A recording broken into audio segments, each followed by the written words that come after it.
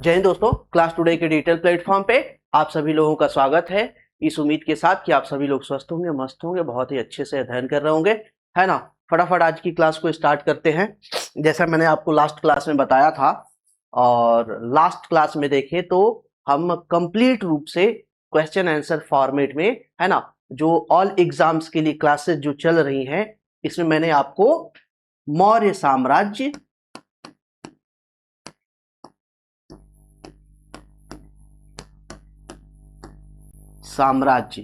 मौर्य साम्राज्य के बारे में डिटेल से सारी चीजें बता दी थी। वहां पे मैंने आपको ये भी बता दिया था कि अंतिम शासक बृहद्रथ रहते हैं, है ना। बृहद्रथ के बाद जो है कि मौर्य साम्राज्य का पतन हो जाता है, अखंड भारत का निर्माण होता है। चूंकि देखते हैं कि पहला भारत में पहला जो है कि बहुत बड़े साम्राज्य का निर्माण होता है। तो बहुत बहुत बड़े साम्राज्य का निर्माण होता है तो बहुत सारी संरचनाएं, बहुत सारे जो है कि हमें प्रशासनिक संरचनाएं, राजनीतिक संरचनाएं हमें देखने को मिलती हैं। तो पहली विशेषताएं ये सारी जो है कि भारत में देखने को मिलती हैं। तो इससे संबंधित बहुत सारे प्रश्न जो है कि पूछे जाते हैं। तो आज के क्लास में जो सेक्शन बच गया था, एक तो अशोक के शिलालेख वाला सेक्शन बच गया था, जो मैंने बताया था कि इसमें एक और क्लास हम लेंगे आपका, और एक और क्लास में हम मुख्य रूप से अशोक के शिलालेख वगैरह के बारे में हम बताएंगे। और साथ ही साथ जो है कुछ प्रशासनिक स्ट्रक्चर है ना, कुछ शब्दावली है, कुछ अधिकारी हैं जिन्हें पूछा जाता है, तो उनके बारे में मैं थोड़ा सा यहाँ पे बताऊंगा। और उसके बाद देखेंगे तो उसके बाद 40 प्रश्नों का एक सेट है। उस 40 प्रश्नों के सेट को जो है कि यहाँ पे फटाफट मैं आपको करा दूंगा, ठीक है। तो इसी हिसाब से हम लोग देखेंगे। अब बात करते हैं अशोक के शिलालेख की। तो अशोक के शिलालेख की बात करते हैं तो चूंकि पहले कागज वगैरह बहुत ज्यादा होता नहीं था, और कागज होता भी था तो कागज पे लिखा हुआ बहुत लंबे समय तक टिक नहीं सकता था। संरक्षण करने की कोई बहुत अच्छी व्यवस्था थी नहीं। तो संरक्षण करने की कोई बहुत अच्छी व्यवस्था थी नहीं, तो सबसे बढ़िया होता था कि या तो पत्थर पे उकेरी किया जाए, यानी कि लिख दिया जाए कोई चीज, या फिर किसी धातु के प्लेट पर लिख दिया जाए, है ना। तो सामान्य तौर पे जो पत्थर थे वो कहे तो बहुत आसानी से उपलब्ध थे, जिसपे हम उकेर करके संरचनाएं, अपना संदेश वगैरह लिखा जाता था। तो इसी क्रम में जो है कि अशोक ने बहुत सारे शिलालेख लिखवाए। तो लेख में देखते हैं तो हमें 3 लेख मिलता है। एक तो शिलालेख मिलता है बृहद शिलालेख, बड़े बड़े जो है कि पत्थरों पे लिखा गया है। दूसरा मिलता है लघु शिलालेख, लघु शिलालेख होता है बहुत सारे जो है कि अशोक के छोटे छोटे छोटे छोटे छोटे छोटे अभिलेख मिले हैं। तीसरा होता है स्तंभ लेख। स्तंभ मतलब कि पिलर बना हुआ है और पिलर पे जो है कि उकेरी गई है, संरचनाएं लिखी गई है, निर्देश या कोई आदेश वगैरह वहां पे लिखा गया है। तो इस तरीके से जो है कि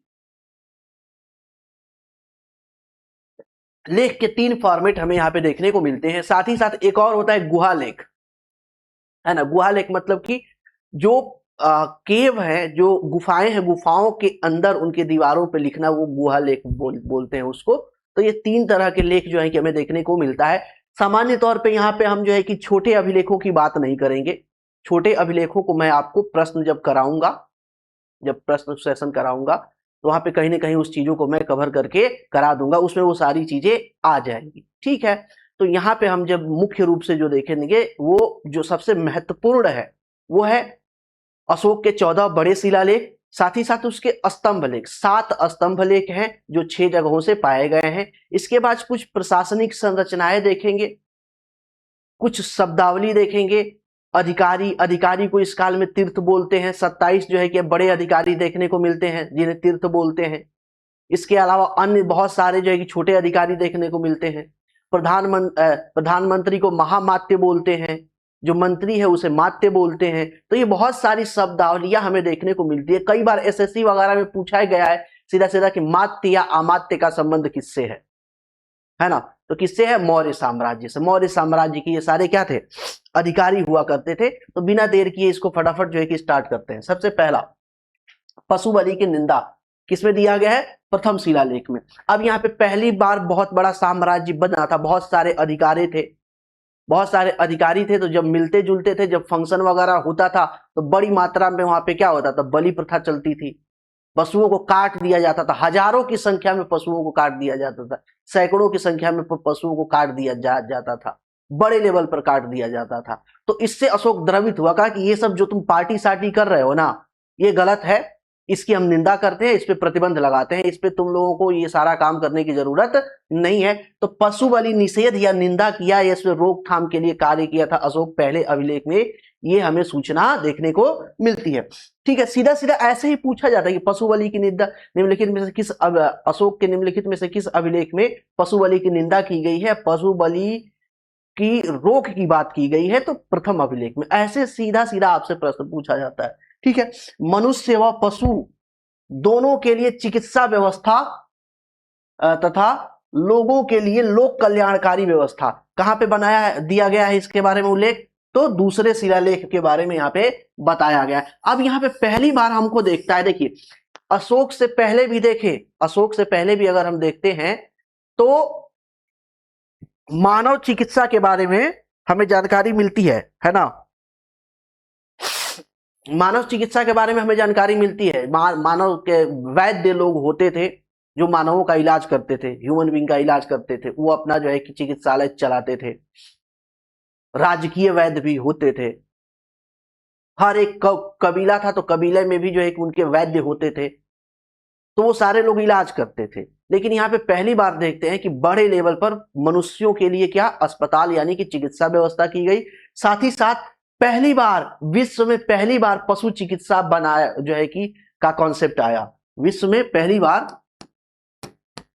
विश्व में पहली बार या विश्व की प्रथम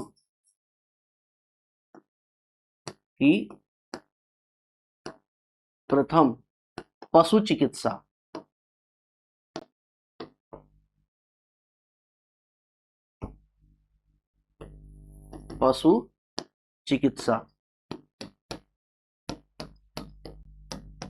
चिकित्सालय किसने निर्माण कराया?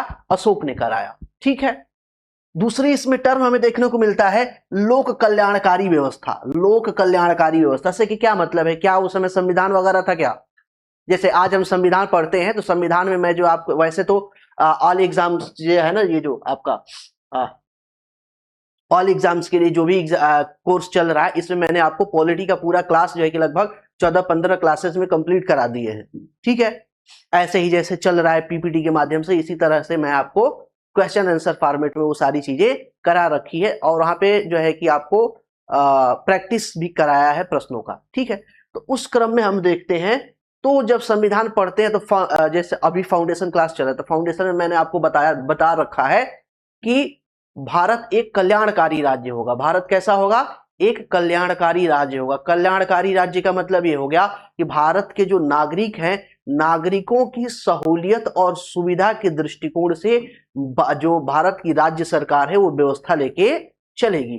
तो ऐसे ही यहाँ पे कुछ कॉन्सेप्ट देखने को पहली बार मिलता है कि अशोक द्वारा अपने प्रजा के लिए, प्रजा के हित में, उनके कल्याण के लिए कुछ व्यवस्थाएं की जाती है। पहला क्या कि बहुत सड़कें बहुत अच्छी बनाई जाती हैं, चौड़ी सड़कें बनवाता है। साथ ही साथ सड़कों के दोनों किनारों पे जो है कि पेड़ लगवाता है ताकि यात्री जब जो है कि आवागमन जब हो रास्ते से, तो दोपहर के समय जब बहुत ज्यादा धूप हो जाती है तो लोग छांव में बैठ के अपना रेस्ट वगैरह कर सके।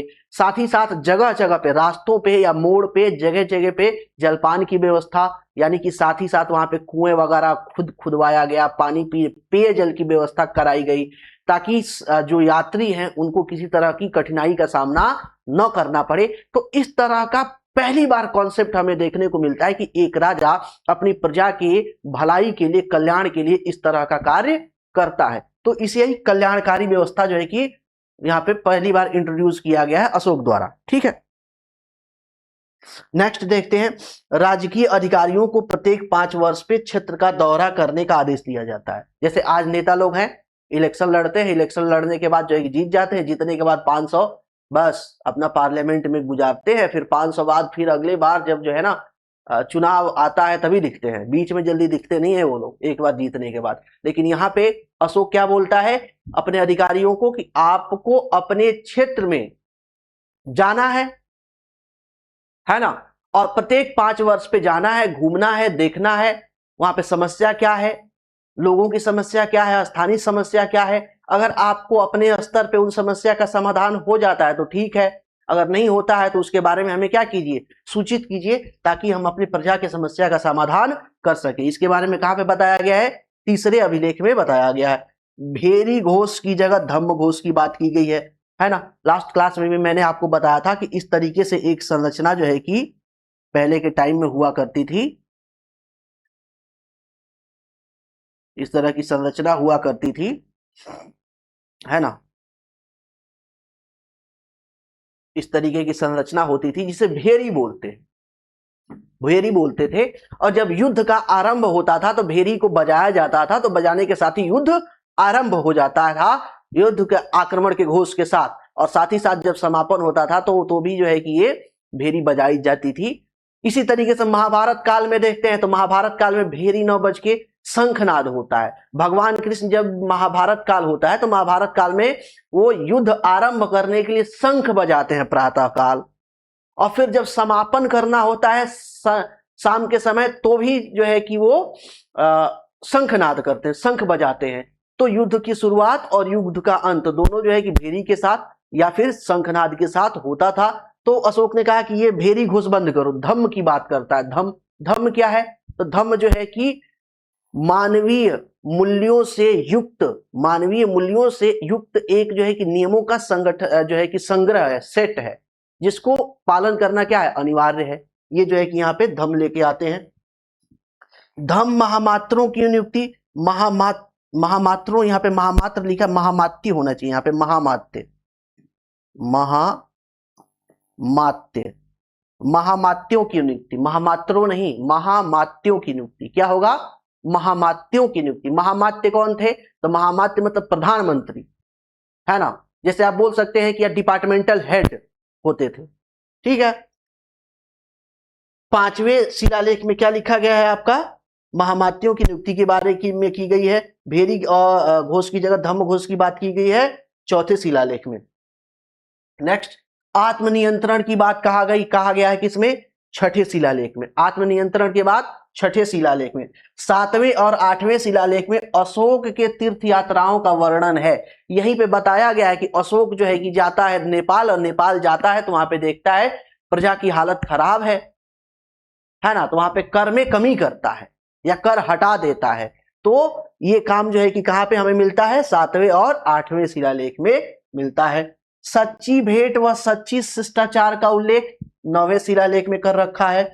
सभी उच्च अधिकारी सहित राजा प्रजा के हित में हमेशा तत्पर रहेंगे, ये कहां पे बताया गया है, 10वें शिलालेख में बताया गया है। अब यहाँ पे एक तरीके से कहिए कि अशोक का एक ईश्वरीय रूप देखने को मिलता है, भगवान का रूप देखने को मिलता है।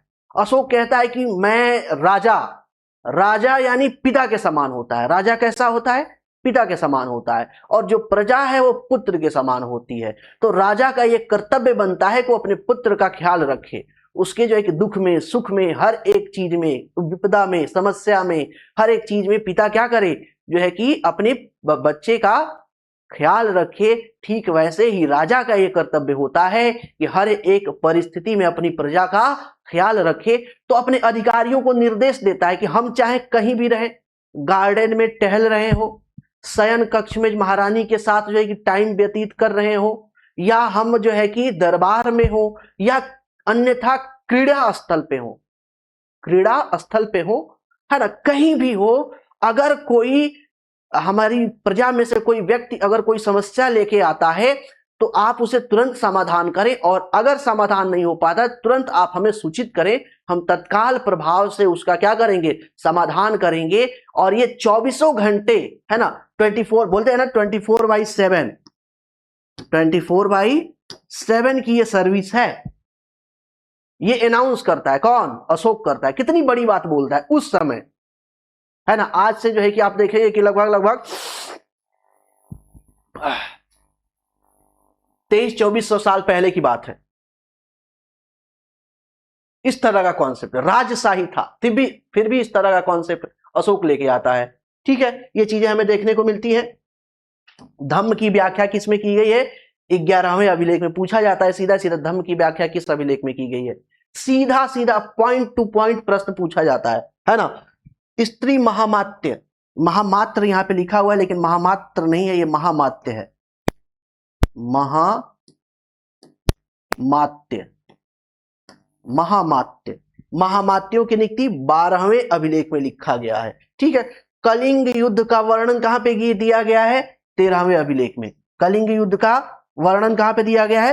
13वें अभिलेख में, है ना। यही वो युद्ध था, कलिंग युद्ध था, जहां का रक्तपात देख करके, लाशें देख करके अशोक का हृदय द्रवित हो जाता है और फिर तलवार छोड़ देता है, कहते कि नहीं नहीं, युद्ध बहुत विपदा लेके आता है, युद्ध सही नहीं है। और उसके बाद युद्ध करना छोड़ देता है, युद्ध करना छोड़ देता है मतलब बंद कर देता है, छोड़ता नहीं है। छोड़ेगा कैसे? राजा है, राजा बनना मतलब शेर की सवारी करना। अगर एक बार आपने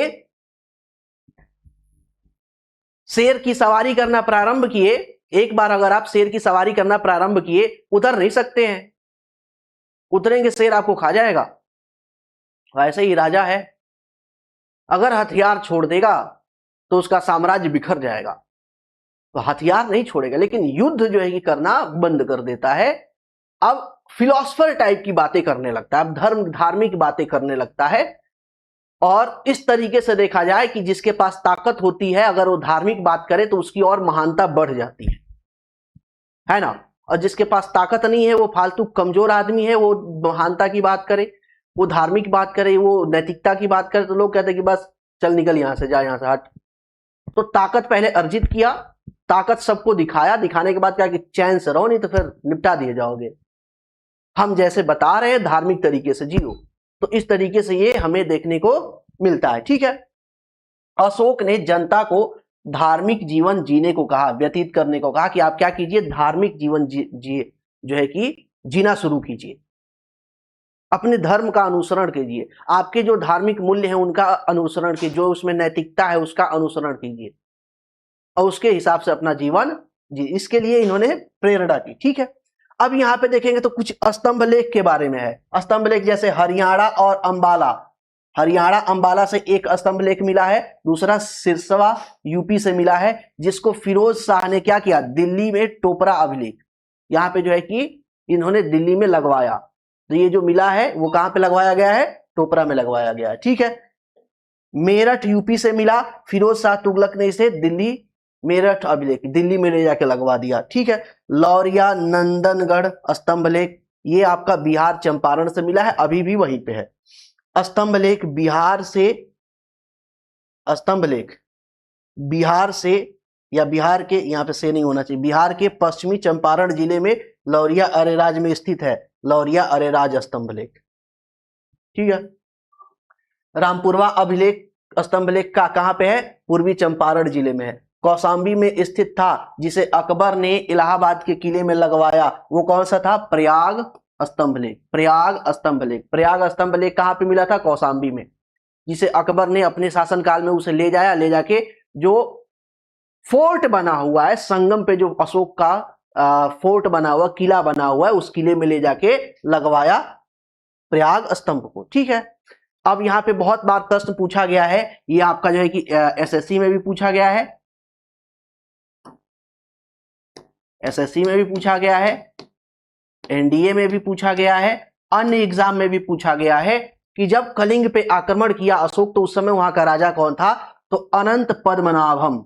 कौन था? कौन सा था? अनंत पद्मनाभम, नाभन, अनंत पद्मनाभन वहां का जो है कि राजा था। ये कई बार पूछा गया है, कहां कहां? एसएससी में पूछा गया है, आरआरबी में भी पूछा गया है और एनडीए में भी पूछा गया है, कई बार पूछा गया, तो इस चीज को ध्यान रखिएगा। ठीक है, मौर्य वंश के अंतिम शासक बृहद्रथ को उसी के सेनापति ने हत्या करके शुंग वंश की स्थापना की। वो सेनापति कौन सा था?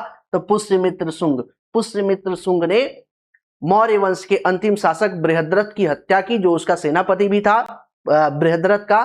चूंकि ये कमजोर था और ये ताकतवर था, इसके पास सारी सेना थी,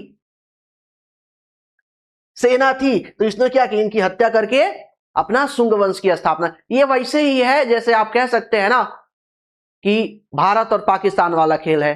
पाकिस्तान में अस्थाई और मजबूत सरकार है, सेना वहां पे छेड़छाड़ कर नहीं पाती है, तख्ता पलट कर नहीं पाती। आज तक मार्शल लॉ कभी लगा नहीं।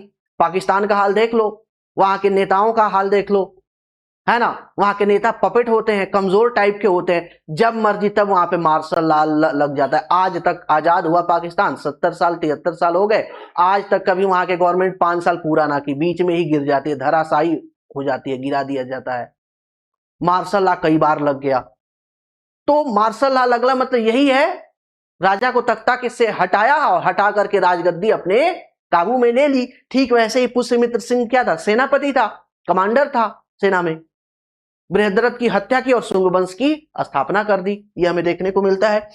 मौर्य काल के दौरान सबसे उच्च अधिकारी को कहा जाता था, क्या कहा जाता था, तीर्थ कहा जाता था। याद रखिएगा, तीर्थ कहा जाता था। कुल कितने तीर्थ थे मौर्य साम्राज्य में, कुल कितने तीर्थ थे, बड़े अधिकारी कितने थे, तो 27 थे, 27 थे। अभी यहाँ पे जो है कि बहुत सारे अधिकारी हैं, अध्यक्ष हैं, और उन्हें क्या बोला जाता था ये यहाँ पे लिखा गया। जैसे खानों का अध्यक्ष अकाराध्यक्ष बोला जाता था, राजकीय भूमि का अध्यक्ष सीताध्यक्ष बोला जाता था। इससे पहले सीता क्या थी, सीता क्या थी, राजकीय भूमि, राजकीय भूमि थी। अभी आगे चल के देखेंगे तो सीता एक कर हो जाएगा, है ना, सीताध्यक्ष। तो राजकीय भूमि का मालिक, राजकीय भूमि को क्या बोलते थे, सीता, और राजकीय भूमि को देख रेख करने वाले जो हेड होते थे उसे क्या बोलते थे, सीताध्यक्ष। टकसाल का अध्यक्ष लक्षणाध्यक्ष, क्या बोलते थे, लक्षणाध्यक्ष, लक्षणा, है ना। पैसा देख के अच्छे अच्छों के लक्षण क्या होते हैं, बिगड़ जाते हैं। पैसा देख के अच्छे अच्छों के लक्षण बिगड़ जाते हैं, तो लक्षणाध्यक्ष। जहां टकसाल की बात आएगी, पैसे की बात आएगी, लक्षणाध्यक्ष, ठीक है। नगर प्रशासन का अध्यक्ष नगरक, क्या बोलते थे, नगरक बोलते थे, छोटा अधिकारी, ठीक है, हाँ, नगरक, ठीक है। जासूस विभाग का अध्यक्ष महामात्यापसर्प, ये हेड था, है ना। जासूस विभाग या कह लीजिए कि स्पाई जो डिपार्टमेंट था उसका हेड था कौन, महामात्यापसर्प। और जो जासूस होते थे, जो जासूस होते थे, जासूसों को कहते थे गुढ़ पुरुष, क्या कहते थे, गुढ़ पुरुष। अब यहां पे देखेंगे ना, तो ये पहली बार ऐसा था, कहा जाता था कि चाणक्य ने जो व्यवस्था बनाई थी उसके जासूसी भूत करते थे, कोई खबर उससे बचती ही नहीं थी। कोई दूसरा आके कहे तब तो वो खुद ही बोल देता था, अच्छा ऐसा हुआ, ये बात बोलने आए हो, आपको कैसे पता चला, बस हमें पता चल गया। गुप्तचर व्यवस्था इतनी मजबूत थी, इतनी मजबूत थी कि मत पूछिए। पूरी संरचना है। अब यहाँ पे संरचना तो हमें देखना नहीं है, एक ही दो शब्दावली आपसे पूछना है एग्जाम में। हाँ, अगर आप state level, state civil service में जाते हैं या आप यूपीएससी लेवल पे जाते हैं, फिर पूरा संरचना देखना पड़ेगा, उसको समझना पड़ेगा अच्छे से, है ना। तो हमें उस लेवल पे जाना नहीं है, ऑल वन डे एग्जाम के लिए लेके चल रहे हैं, तो उसी हिसाब से यहाँ पे कंटेंट हमने रखा हुआ है। तो जो अध्यक्ष था, हेड था, उसे क्या बोलते हैं, महामात्यापसर्प, है ना, जासूस विभाग का अध्यक्ष था। और जो जासूस हुआ करते थे उन्हें बोलते थे गुढ़ पुरुष, क्या बोलते हैं, गुढ़ पुरुष। सिक्कों की जांच करने वाला प्रधान अधिकारी क्या था, रूप दर्शक, रूप दर्शक, रूप दर्शक, रूप दर्शक, ठीक है। जैसे मुंह दिखाई करते हैं ना, मुंह दिखाई में पैसा देते हैं, तो रूप देखने के लिए क्या देना पड़ता है, पैसा। रूप देखने के लिए क्या देना पड़ता है, पैसा देना पड़ता है, पैसा। तो उस चेक करने वाले, पैसे को चेक करने वाले अधिकारी को क्या बोलते हैं, रूप दर्शक। महामात्य प्रधानमंत्री को बोलते थे, महामात्य प्रधानमंत्री को बोलते थे। अमात्य या मात्य, मात्य जो है कि अमात्य या मात्य, मात्य किसे बोलते हैं, मंत्री को बोलते हैं। दीवानी न्यायालय के प्रमुख अधिकारी को व्यवहारिक बोलते हैं, जो न्यायाधीश होता था उसे क्या बोलते हैं, व्यवहारिक बोलते हैं। कर निर्धारण का सर्वोच्च अधिकारी समाहर्ता, ये बहुत इंपॉर्टेंट है, ये मोस्ट इंपॉर्टेंट, बहुत बार पूछा जाता है कि जो मौर्य साम्राज्य में कर वसूलने वाले अधिकारी को क्या बोलते थे, समाहर्ता बोलते थे, समाहर्ता। साम्राज्य में न्याय व राजस्व व्यवस्था का अधिकारी राजुक, ये भी बहुत बार पूछा गया है, ये भी बहुत इंपॉर्टेंट है, ये भी आपसे बहुत बार पूछा गया है है ना। तो राजुक, राजुक जो है कि शहरों में जो आपका साम्राज्य था उसमें न्याय व्यवस्था व राजस्व व्यवस्था का हेड था, उसे राजुक कहते थे।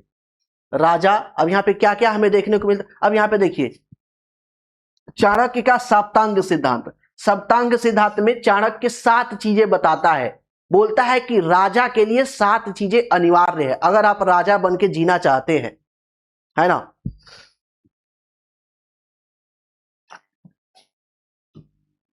अगर आप राजा बन के जीना चाहते हैं और सफलता से अपना राज्य काज चलाना चाहते हैं, साम्राज्य बनाए रखना चाहते हैं, तो एक राजा के लिए 7 चीजें अनिवार्य है। ये चीजें आपको बना करके रखना है। पहला क्या, तो राजा होना चाहिए। क्या होगा, राजा होगा, और राजा होगा तो उसका एक राज्य होगा, राज्य या जनपद होगा, है ना। 2 हो गया। उसके बाद अमात्य व महामात्य यानी कि आप प्रशासनिक वर्ग होगा, ठीक है। तीसरी चीज क्या होगी, इन सबको संरक्षित करने के लिए दुर्ग होगा, है ना, दुर्ग होगा। और उसके बाद देखते हैं कि अगर कुछ गलत करता है साम्राज्य में, उसको दंड देने के लिए क्या चाहिए, न्यायालय चाहिए, न्यायालय। और इतना सारा खर्चा होगा, इतना सारा डिपार्टमेंट, इतना सारा काम है, तो उसको वहन करने के लिए खर्च चाहिए। तो एक अच्छा भरा पूरा क्या होना चाहिए, भरा पूरा कोष होना चाहिए, ट्रेजर होना चाहिए, ट्रेजर, पैसा होना चाहिए आपके पास, ठीक है। ये सारा हो गया ना, इसके बाद भी आपका राज्य सुरक्षित नहीं है।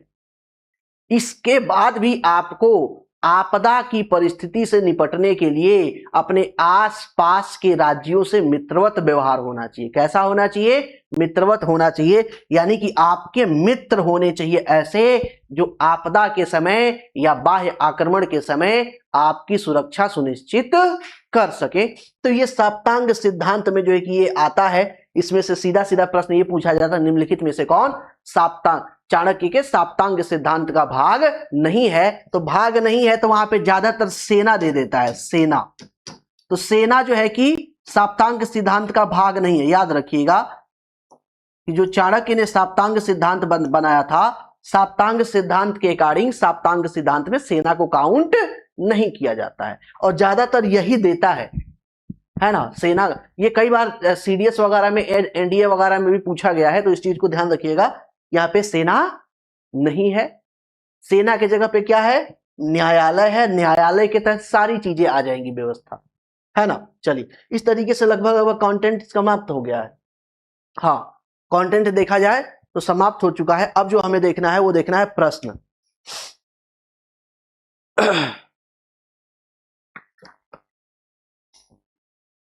हम फटाफट प्रश्नों की बात कर लेते हैं, ठीक है। वह शासक कौन था जिसने राज सिंहासन पर बैठने के लिए अपने बड़े भाई सुसीम की हत्या कर दी, सुसीम की हत्या कर दी। अब यहां पे देखते हैं तो जो आपका बिंदुसार आता है, सुसीम क्या था, सुसीम अशोक का बड़ा भाई था,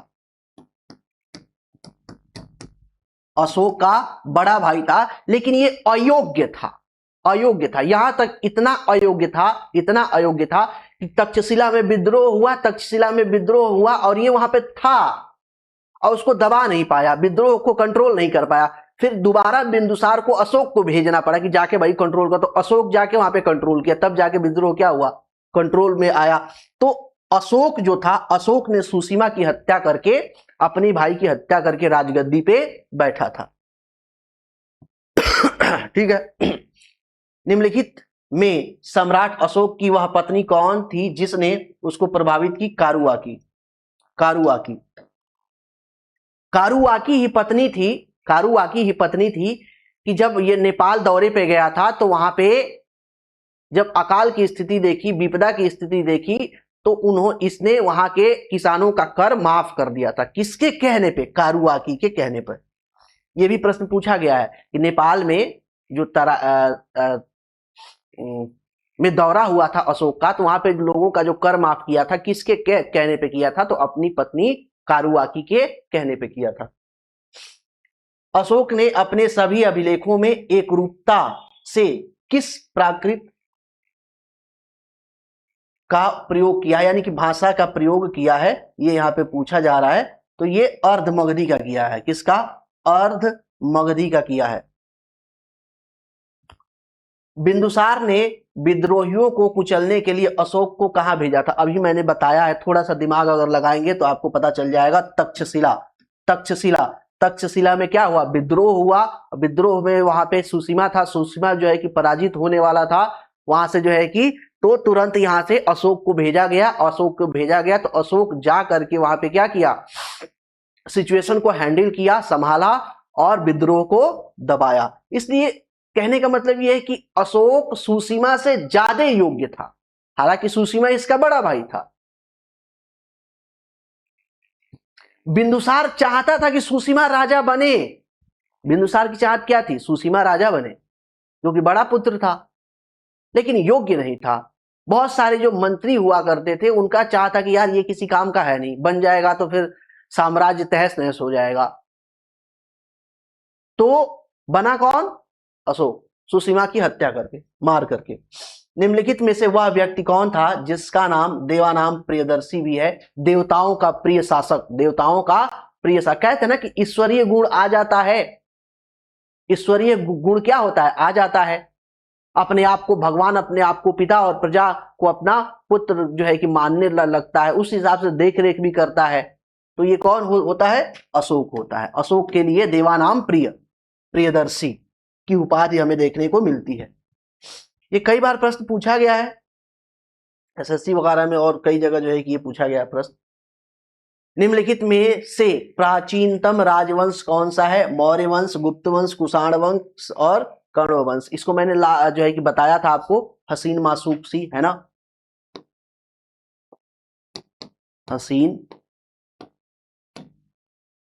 माशूक़ी।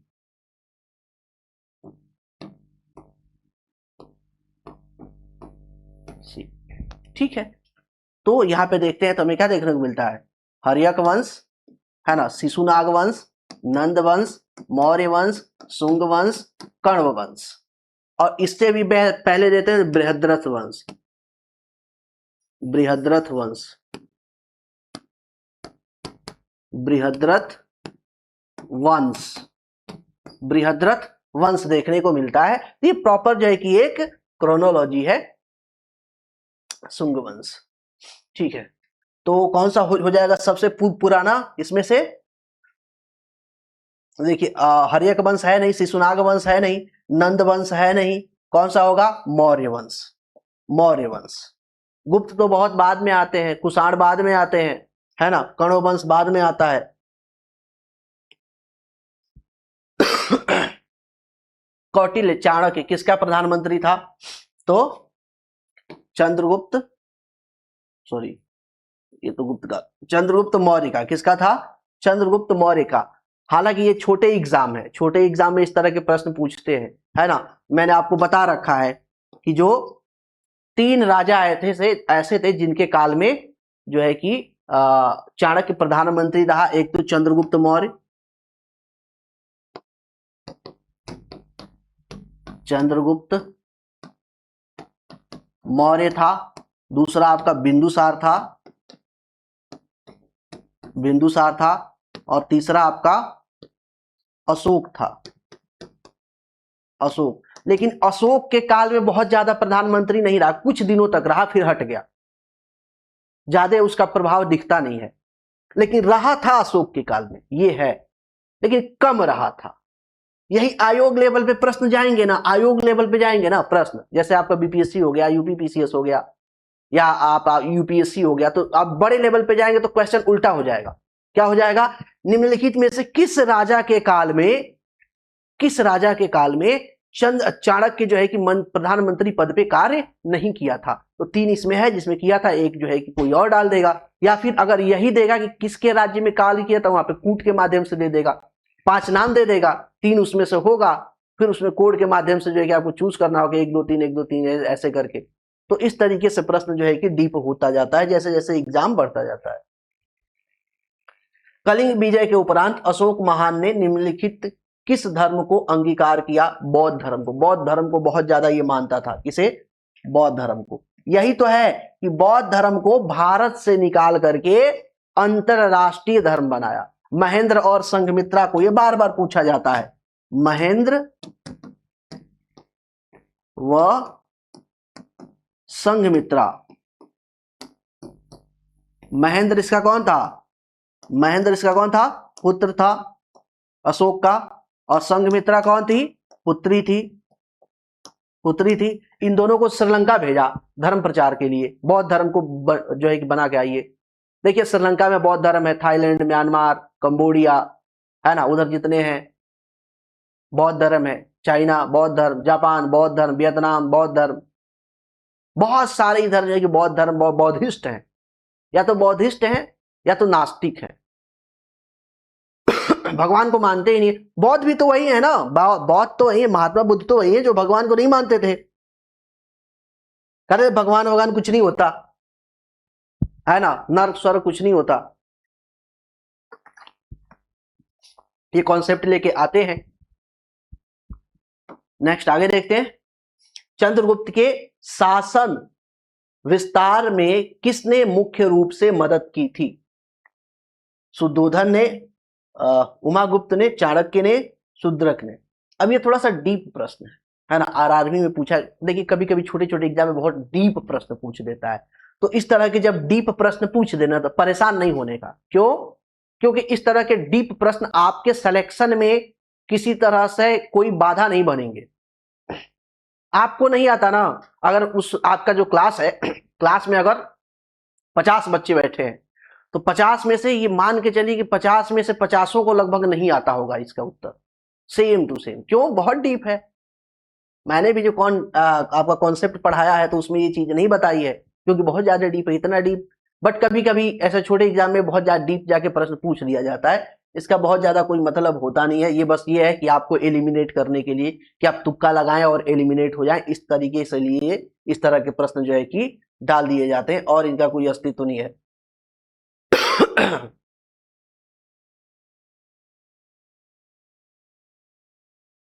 चंद्रगुप्त के शासन के विस्तार में किसने मुख्य रूप से, अच्छा सॉरी माफ कीजिएगा, चाणक्य ने किया था। चाणक्य ने किया था। थोड़ा सा प्रश्न घुमा दिया है ना। सांची किस कला व मूर्ति कला का निरूपण करता है? सांची किस कला व मूर्ति कला का निरूपण करता है? तो सांची किससे संबंधित है? बौद्ध धर्म से। तो बौद्ध कला व मूर्ति कला का निरूपण करता है सांची। सांची जो है कि बौद्ध धर्म में सबसे बड़ा जो है कि एक तरीके से संरचना है। नेक्स्ट 11 नंबर, प्राचीन भारत का वह प्रसिद्ध शासक जिसने अपने जीवन के अंतिम दिनों में जैन धर्म को अपनाया था। जीवन के अंतिम दिनों में जैन धर्म को अपनाया था, कौन सा था? चंद्रगुप्त मौर्य।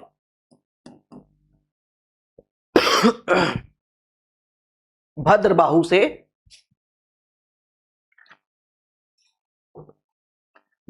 से जैन धर्म की दीक्षा लिए, और जैन धर्म की दीक्षा लेके क्या किए? चले गए कर्नाटका श्रावण बेलगोला, और श्रावण बेलगोला में ही इनकी मृत्यु हुई। प्रश्न ये भी पूछा जाता है कि मौर्य वंश का कौन सा शासक था जिसकी मृत्यु श्रावण बेलगोला या कर्नाटक में हुई?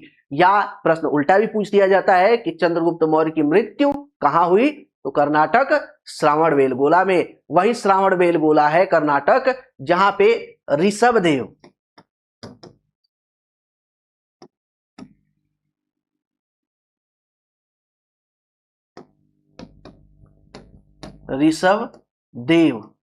के बड़े पुत्र बाहुबली की प्रतिमा लगी हुई है, और सबसे ऊंची प्रतिमा है जैन धर्म में। सबसे ऊंची प्रतिमा, सबसे विशाल प्रतिमा है किसकी? बाहुबली की। वहां पे जो है कि एक मेला लगता है जिसको महामस्तकाभिषेक कहते हैं। क्या बोलते हैं? महामस्तकाभिषेक।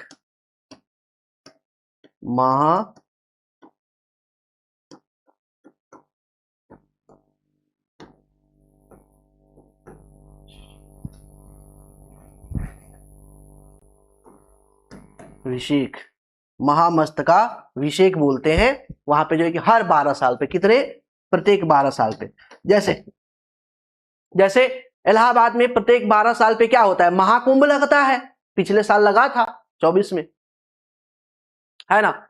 तो महाकुंभ लगता है, वैसे ही हर 12 साल पे श्रावण बेलगोला जो आपका कर्नाटका में है, वहां पे महामस्तकाभिषेक जैन धर्म से संबंधित जो है कि कार्यक्रम चलाया जाता है। मौर्य साम्राज्य की स्थापना किसने की थी?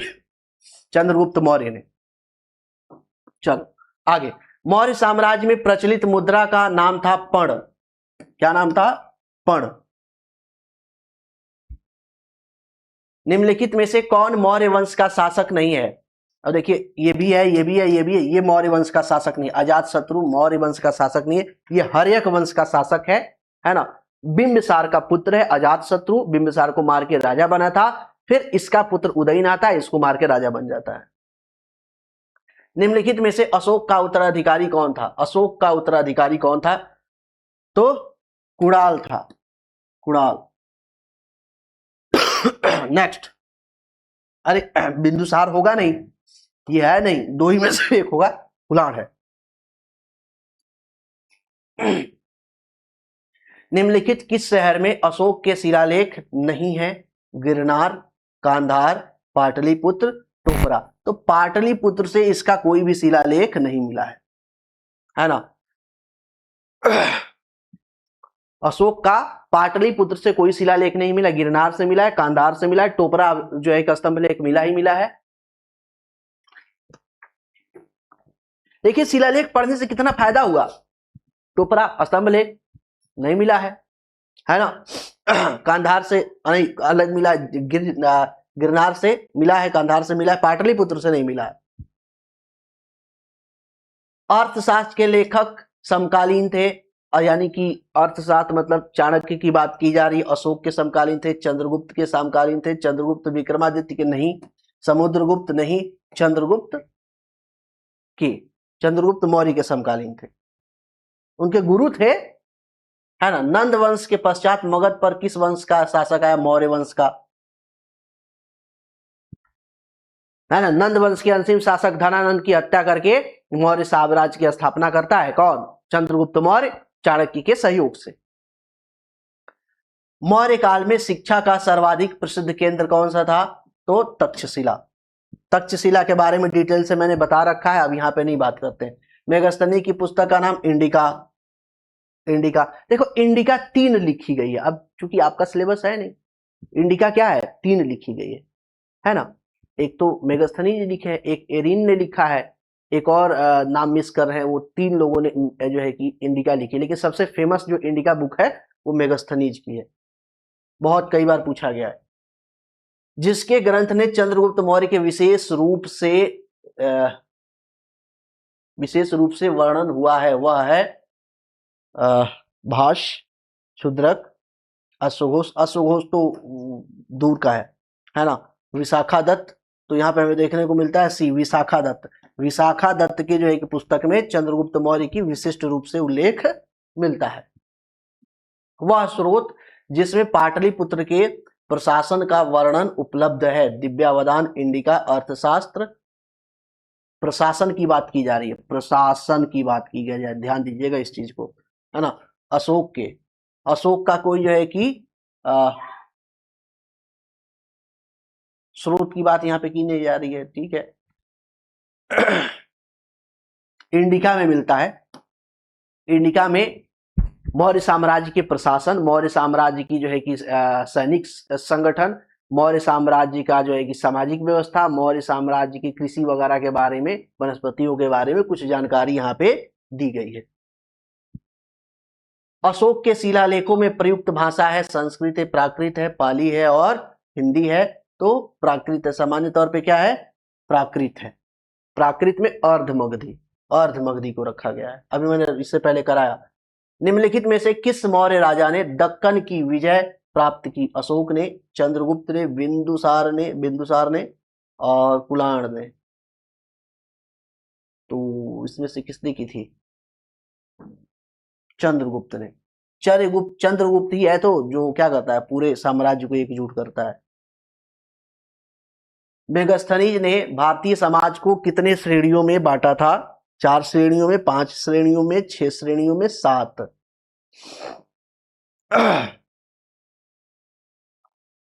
जो मेगास्थनीज की जो इंडिका पुस्तक है उसमें जो समाजीकरण किया है, तो भारतीय समाज को मुख्य रूप से 7 भागों में बांटा है। कितने भागों में बांटा है? 7 भागों में बांटा गया, 7 भागों में, 7 स्तरों में विभाजित किया है भारतीय समाज को। और ये 7 जो स्तर है ना इसके, ये जो प्रशासनिक स्तर के आधार पे बांटा है, प्रशासनिक स्तर के आधार पे बांटा है। कौटिल्य के अर्थशास्त्र में किस पहलू पर प्रकाश डाला गया है? आर्थिक जीवन पे, धार्मिक जीवन पे, राजनीतिक पे, सामाजिक जीवन पे। राजनीतिक नीतियों पे डाला गया है, राजनीतिक नीतियों पे। सी मैंने बताया था कि अर्थशास्त्र का विषय क्या है? विषय क्या है? विषय राजनीति है, इकोनॉमी नहीं है। निम्न में से कौन सा क्षेत्र अशोक के साम्राज्य में सम्मिलित नहीं था? अफगानिस्तान का क्षेत्र, श्रीलंका का क्षेत्र, बिहार का क्षेत्र और कलिंग का क्षेत्र। कलिंग का क्षेत्र शामिल था, और कलिंग का क्षेत्र शामिल था तो बिहार भी शामिल था। अफगानिस्तान वाला कुछ पार्ट शामिल था, कुछ पूरा पूरा यहाँ पे शामिल नहीं दिखता है। श्रीलंका वाला पार्ट शामिल नहीं था, श्रीलंका वाला पार्ट शामिल नहीं था। ठीक है। पाटलिपुत्र को किस शासक ने सर्वप्रथम अपनी राजधानी बनाई? चंद्रगुप्त मौर्य ने, अशोक महान ने, चंद्रगुप्त विक्रमादित्य बहुत दूर है, कनिष्क ने। तो इस क्रम में हम देखते हैं तो देखने को मिलता है चंद्रगुप्त मौर्य ने। पाटलिपुत्र में स्थित चंद्रगुप्त का महल मुख्यतः बना था किससे? ईंटों से, पत्थरों से, लकड़ी का और मिट्टी का। तो चूंकि पत्थर वगैरह का बना होता, ईंट वगैरह तो अभी तक मिल जाता, क्योंकि इससे पुराना जो है कि हमें मिल गया है किसका? हड़प्पा काल का, जो ईंट वगैरह से बना है, पत्थर वगैरह से बना है। तो अगर ये भी ईंट पत्थर से बना होता तो मिल जाता, ईंट पत्थर से बना नहीं है। लेकिन पाटलिपुत्र में इसके अवशेष मिले हैं, जिससे पता चलता है कि यह जो है कि चंद्रगुप्त मौर्य का पैलेस था, महल था, लेकिन वो लकड़ी का बना हुआ है। किससे बना हुआ है? सामान्य तौर पे लकड़ी का बना हुआ है ना, लकड़ी का बना हुआ है, इसलिए वो बहुत सही अवस्था में हमें नहीं मिला है। अशोक के शिलालेखों को पढ़ने वाला सबसे पहला जेम्स प्रिंसेप, ऑलरेडी आपको बता चुके हैं कई बार। कलिंग युद्ध की विजय तथा क्षत्रियों का वर्णन अशोक के किस शिलालेख में मिलता है? तो पहले शिलालेख, दूसरे शिलालेख और कलिंग युद्ध का वर्णन, है ना, 13वें शिलालेख में मैंने बता रखा है। प्रसिद्ध यूनानी राजदूत मेगास्थनीज भारत में किसके दरबार में आया था? इसके बारे में भी जब मैंने आपको कंटेंट बताया था तो कंटेंट में बहुत डिटेल से मैंने इसके बारे में चर्चा की थी। कंटेंट बताते समय मैंने बताया था सेल्यूकस निकेटर चंद्रगुप्त मौर्य पे क्या करता है? अटैक कर देता है। अटैक करने के बाद युद्ध होता है, युद्ध में दिमाग लगाता है कौन? चाणक्य, और दिमाग लगा के फंसा देता है सेल्यूकस निकेटर को। और जब युद्ध चल रहा होता है तो हारने की स्थिति आती है, समझौता होता है हेलन से, जो हेलन पुत्री थी सेल्यूकस निकेटर की, उसका विवाह होता है चंद्रगुप्त मौर्य से, और आपका जो है कि पाकिस्तान और अफगानिस्तान वाला क्षेत्र उसे दहेज में मिल जाता है। साथ ही साथ जो है कि देखते हैं कि हेलन को जब लेके दरबार आता है तो उसके साथ ही साथ मेगास्थनीज जो है कि वहां पे चला आता है, तो चंद्रगुप्त मौर्य के दरबार में आया था। चलिए आगे चलते हैं। निम्नलिखित में से कौन सा राजा प्रायः जनता के संपर्क में रहता था? तो अशोक। अशोक सर्वाधिक प्रसिद्ध है, जिसने 24 घंटे, अभी मैंने बताया ना 24/7 का आदेश था। कभी भी जनता आती है, प्रजा आती है, अपनी पीड़ा, अपनी दुख दर्द समस्या लेके आती है। मैं किसी भी स्थिति में हूं, भले महारानियों के साथ शयन कक्ष में हूं, क्रीड़ा स्थल पे हूं, दरबार में हूं, गार्डन में टहल रहा हूं, कुछ भी किसी भी परिस्थिति में आप तुरंत मुझे सूचित कीजिए, मैं तुरंत समस्या का समाधान करूंगा। तो प्रजा के सबसे नजदीक रहने वाला राजा कौन था? अशोक। मिलनसार था, अत्यंत पॉलिश किए हुए एकात्मक अशोक स्तंभ, जिस पांडुरंजित बालुकास्म के एकल टुकड़ों में तच्छित किए गए हैं, उसे साधारणतया कहा जाता है कि खादानों से निकाला गया था। कहाँ के खादानों से निकाला गया था?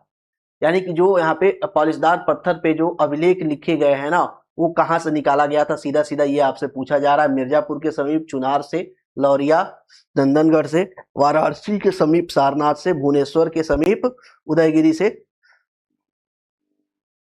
कहां से निकाला गया था। तो इस क्रम में हमें देखने को मिलता है मिर्जापुर के समीप चुनार से निकाला गया था। कहां से निकाला गया था? बलुआ पत्थर है, बालूकाश में है ना बलुआ पत्थर। बलुआ पत्थर, बलुआ पत्थर कहां पे पाया जाता है? चुनार में पाया जाता है। सीडीएस का प्रश्न है, कब पूछा गया है सीडीएस में? ये 2013 में पूछा गया। अशोक के मनसेहरा पाकिस्तान में है और शहबाजगढ़ी पाकिस्तान में है से प्राप्त बृहद शिलालेख, बृहद शिलालेख लेखों में किस लिपि का प्रयोग किया गया है? खरोष्टी का, संस्कृत का, तमिल का, यूरानी का। तो यहाँ पे हमें देखने को क्या मिलता है? खरोष्टी लिपि मिलती है। जो आपका पाकिस्तान अफगानिस्तान वाला क्षेत्र है, तो पाकिस्तान और अफगानिस्तान वाले क्षेत्र में अशोक के जितने भी जो है कि अभिलेख मिले हैं वो ज्यादातर किसमें है? खरोष्टी लिपि में है। कुछ आरमाइक में भी हैं बट खरोष्टी लिपि में ज्यादा है। कौटिल्य द्वारा रचित अर्थशास्त्र कितने अधिकरणों में विभाजित है? कितने अधिकरणों में विभाजित है? तो 15 अधिकरण। 15 अधिकरण मतलब 15 चैप्टर में विभाजित है। आगे, अस्त्रशास्त्र में उल्लिखित सप्तांग में शामिल थे कौन कौन से? देखिए, नृत्यांगना वगैरह कोई शामिल नहीं था, अभी मैंने बताया। मंत्री तो खैर मंत्री वगैरह शामिल थे लेकिन नाम ये नहीं था। असैन्य सेवक ये सब कुछ नहीं था। मुद्रा ये सब फालतू की। राजकुमार, आचार्य वगैरह कुछ नहीं था। ऑप्शन नंबर ए राजा था, राजा का क्षेत्र था। प्रशासन एवं कोषा था। प्रशासन मतलब मैंने बताया था कि मात्य और अमात्य प्रशासन के पाठ जो है कि आ गए, क्या अंतर्गत आ गए। तो जरूरी नहीं है कि मैं जो शब्द यहाँ पे बता रहा हूं वही शब्दावली जो है कि आपको क्या करे एग्जाम में, परीक्षा में मिल जाए as it is, same to same. देखिए, लाइन कॉन्सेप्ट सेम मिलेगा, शब्दावली हो सकता है चेंज हो, उतना तो दिमाग आपको लगाना पड़ेगा ना एग्जाम में। उतना नहीं लगाएगा तो फिर कैसे चलेगा काम? उतना आपको काम करना पड़ेगा। तो ये थोड़ा सा काम हमारा निपट गया। चलिए आगे देखते हैं। अशोक का समकालीन तुर्मय कहां का राजा था? ये थोड़ा सा डीप प्रश्न है लेकिन ये यूपीपीसीएस का है, चलो कोई बात नहीं। मिस्र का था, कोरिंथ का था, मेसिडोनिया का था, सीरिया का था। तो ये मेसिडोनिया के थे, है ना? ये कहाँ के थे? मेसिडोनिया के थे। कौन है? तुर्मय मिस्र के थे, मिस्र के थे। किसके शासनकाल में डाइमेकस भारत आया था? डाइमेकस क्या था? याद रखिए, डाइमेकस मेगास्थनीज का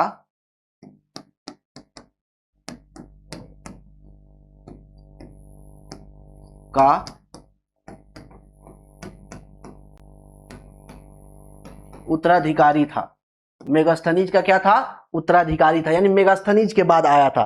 तो चंद्रगुप्त मौर्य के काल में आया था, बिंदुसार के काल में आया था, अशोक के काल में आया था, या कनिष्क के काल में आया था? तो ये हमें देखते हैं बिंदुसार के काल में जो है कि आता है, बिंदुसार के काल में। ठीक है, किसका था? मेगास्थनीज का उत्तराधिकारी था। याद रखिएगा क्योंकि कई बार ये प्रश्न पूछा गया है कि मेगास्थनीज का उत्तराधिकारी किसे माना जाता है? तो डाइमेकस को माना जाता है। निम्नलिखित अभिलेखों में से किस में अशोक का नामोल्लेख हुआ है? गुर्जरा में, अहरौरा में, ब्रह्मगिरी में, सारनाथ में। तो गुर्जरा में और मास्की में जो है कि अभिलेख में मैंने स्पष्ट रूप से बताया था कि यहाँ पे देवानाम प्रिय अशोक का उल्लेख हमें स्पष्ट रूप से देखने को मिलता है। तो ऑप्शन नंबर क्या हो जाएगा? ए हो जाएगा। तो इस तरीके से जितना मैंने आपको कहा था, जो मैंने आपको टास्क बताया था कि इतना मैं करूंगा, तो उतना मैं आपके लिए कर चुका हूं। ठीक है,